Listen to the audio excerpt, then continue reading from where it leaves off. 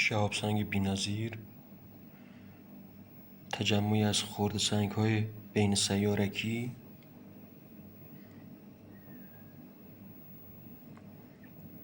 حتی میتونید لایه‌های تشکیل دهندش هم ببینید بین خرد سنگ‌ها.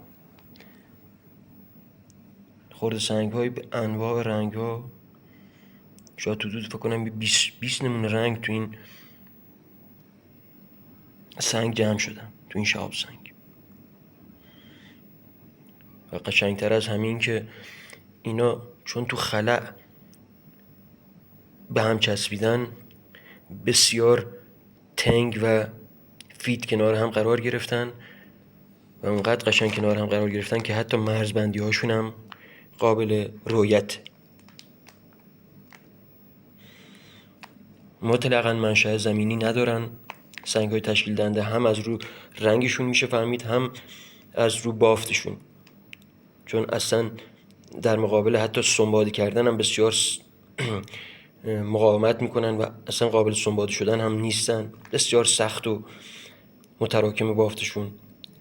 و اینکه نشانه های بسیار قابل رؤیتی از سفر کیهانی این سنگ وجود داره. اولا اینکه زیر سنگ تقریبا سطح زیر سنگ تقریبا چون در ارتباط مستقیم با حرارت قرار گرفته، تقریبا به حالت نیمه مایع در اومده بوده که بعد سرد شده. ببینید مشخصه اینجا دیگه مرزبندی بین خرد سنگ ها مشخص نیست، خب چون این قسمتی از سنگ بوده که در رابطه مستقیم با حرارت بوده، اما روی سنگ نه مشخصه. ببینید خیلی تفاوت داره قسمت زیر سنگ با روی سنگ.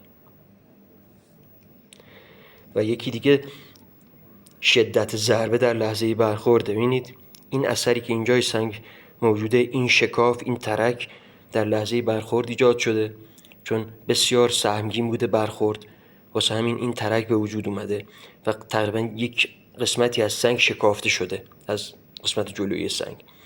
خب و یکی دیگه هم این که اثر جریان گدازه‌ای رو به وضوح میتونید درون